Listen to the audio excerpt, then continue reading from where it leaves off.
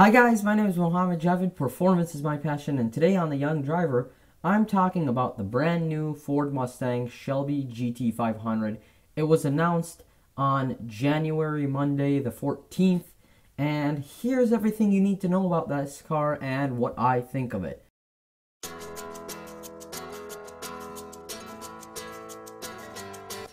Now before we get started with all the explanations of this video, I'm going to put this Ford hat on because it's my favorite car brand and this was a gift, so I'm going to use it. But with that said, let's speak about the history of Ford and Shelby. What does the Shelby Mustang mean in the whole entire Ford lineup? So the Ford Mustang has been around with us since 1964. About halfway through 1964 they unveiled that car. It was very cool. It sold really quickly in large numbers. It broke some records in that term, actually. But as good of a car as it was, you know, with the GT V8 and even the base model V6s were pretty decent, it wasn't all that fast. And Ford decided that they wanted to actually go and race with this car. They wanted to go race the Corvettes of the time, which was a pretty big challenge because the Corvette was pretty much dominating the road racing scene all over the place. But when they actually went to see the Corvettes doing a couple of races, there was a brand new car introduced to that whole field, and it was called the Shelby Cobra. Now, the Shelby Cobra was a partnership between Ford and Carroll Shelby, where he decided to get a few chassis from AC, which is a British automotive manufacturer at the time, and he needed some engines for those vehicles, some small block V8s, and he basically put those two together, mated them together. Those cars actually were very competitive against the Corvette, so Ford thought, hey, if anybody's going to win it, it's probably Carroll Shelby, so let's bring this guy in. And he basically took a Mustang and just put it on steroids. And he made the engine bigger, he put on all sorts of new body panels, the drivetrain was completely different, and they decided to call that the GT350.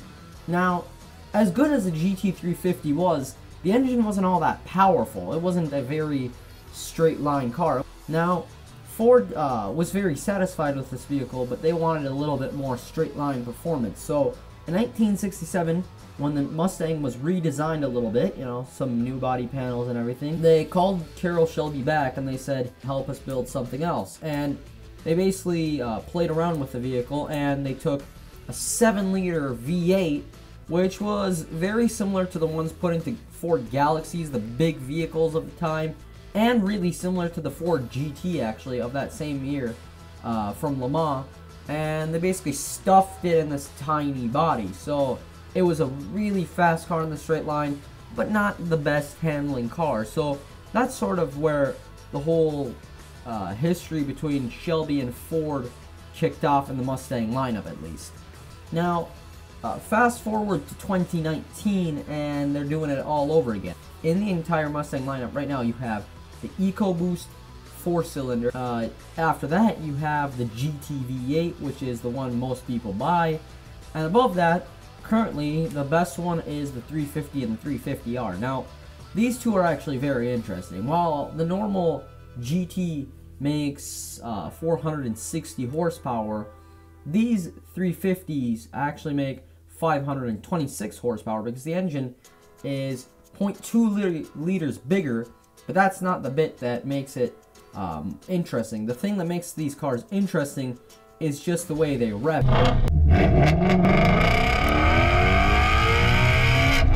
Because they have a design of a crankshaft called a flat plane crank, which, to simplify it down, it just means the car can rev a lot faster, it can rev a lot higher.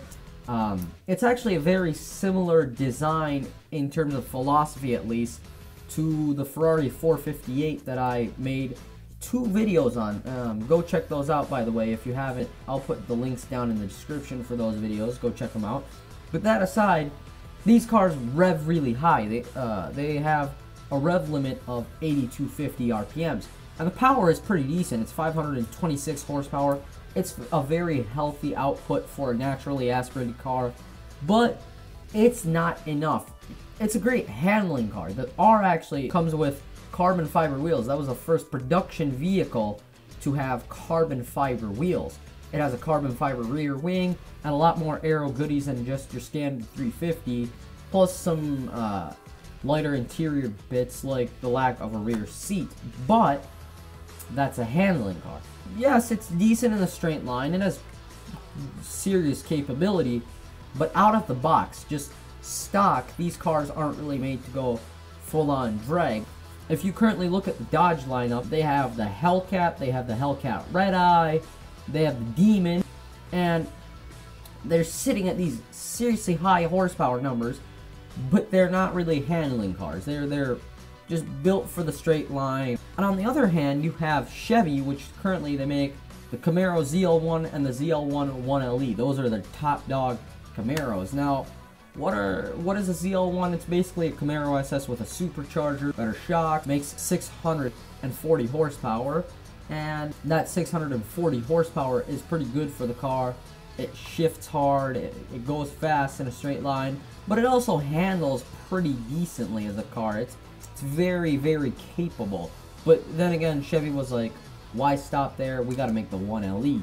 The 1LE is the track vehicle they have, and it's basically a ZL1 with more hardcore shocks and aero. But, you know, those are sort of the vehicles that they have in their lineup, and the 350 just doesn't keep up with them. In terms of straight line performance, at least, it just can't keep up, and Ford doesn't really like that. So, what they brought out, again, was the GT500. For the first time in nearly 52 years, this is the first time that they have the 350 alongside the 500 built at the same time, which is pretty impressive if you ask me. Now, the thing with the 500 is they take a 350, alright? They widen the car quite a bit. It's widened a lot. And it gets a carbon fiber rear wing from their GT4 race cars. You get a supercharged V8, which is very impressive. They're claiming over 700 horsepower. The real figures haven't been put out there yet because Ford's still working on it and trying to get as much power out of it as possible by the time of the car actually going on sale. But my guess is it makes something like 720, 730 horsepower. I'd be really happy though if it made something closer to 760 horsepower or 770 horsepower. That'd be a lot more impressive.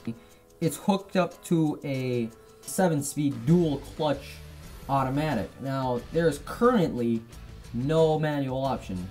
Keyword there, currently. If you go on the internet and search around for a little bit, you'll actually see quite a bit of rumors that Ford is going to make a manual if there is high enough demand for it, which I think there will be.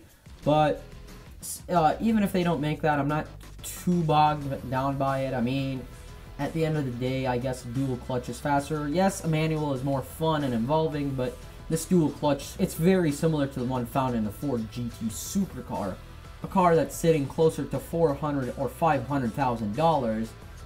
I mean, you take your pick. This car is going to be very impressive with this transmission. Now, it's also got brakes. This is not a muscle car that just goes fast in a straight line. That's what the 2014 GT500 was. It had 662 horsepower. It was very impressive. Carbon fiber drive shaft, just like the new car, but it wasn't a handling vehicle. The suspension just wasn't there. It was old school tech in the back axle, and it was just a mess to drive. But this new one will be very good on the straight line and on the track because it's actually got serious brakes. 420mm brakes at the front.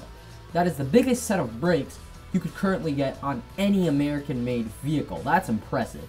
And to follow that up, you could get carbon fiber wheels on there, very similar to those found on a Ford GT supercar or the Mustang 350R, but these have a very unique design to them, and they're actually exposed carbon fiber. They're not blacked out like the ones on the 350R. They're wrapped in Michelin Sport Cup 2s if you option the carbon fiber track pack on there, which is the stickiest street tire you can currently get on most performance cars out there. And all in all, I'm pretty impressed by the vehicle. I hope it makes a lot more than 730 horsepower. We'll just have to wait for the real numbers to be announced. But I will make a video on that as soon as they announce the full-on numbers. I'm going to put it on the channel for you guys to enjoy. But that's pretty much all I have for this video. Tell me what you think of the car. I mean, for starters, here's the car right next to the 2014 one. Which one do you think looks better? I personally really like the aggressive design of this new one. It looks awesome. It looks aggressive. It looks mean.